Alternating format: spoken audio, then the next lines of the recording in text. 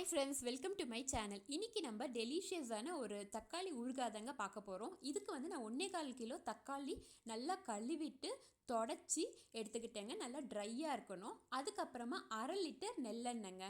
இப்போ நான் 2 டீஸ்பூன் மிளகாய் பொடி போட்டிருக்கேன், சில்லி பவுடர், வெறும் மிளகாய் பொடி. அப்புறம் 2 டீஸ்பூன் கல்லுப்பு. அதுக்கப்புறமா 1 டீஸ்பூன் வெந்தய பவுடருங்க. அப்புறம் 200 கிராம் புளி, கொட்டை இல்லாமல், நல்லா புளி கொட்டை இல்லாமல் சேர்த்துக்கோங்க. அது தனியாக வச்சுருங்க. இப்போ ஒரு கடாயில் ஸ்டவ் ஆன் பண்ணிவிட்டு 1/2 லிட்டர் எண்ணெய், நெல்லெண்ணெய் யூஸ் பண்ணணுங்க. அப்புறமா இந்த தக்காளியை ஒரு 10 தக்காளியாக நீங்கள் போட்டுட்டு நல்லா ஃப்ரை பண்ணணும்.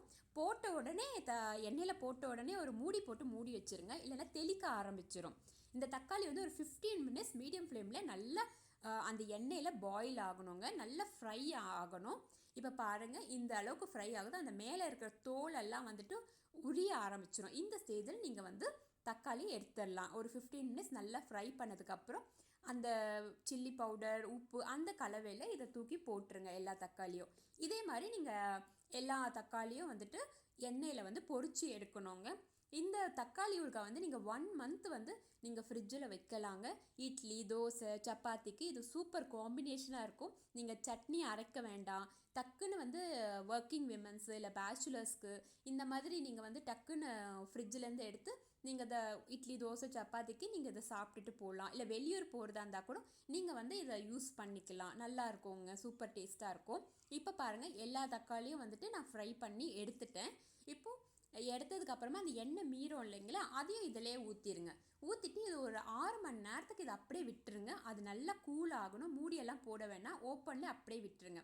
அதுக்கப்புறமா நீங்கள் கொஞ்சம் ஒரு 150 கிராம் பூண்டு எடுத்துக்கோங்க. சின்ன பூண்டாக இருந்துச்சுன்னா பெட்டர்.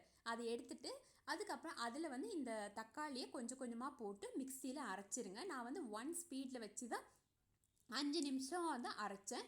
5 நிமிஷம் அரைச்சிங்கன்னா நல்லா அரைஞ்சிரும், பார்த்தீங்களா? இதே மாதிரி நீங்கள் எல்லா தக்காளியுமே அரைச்சிருங்க.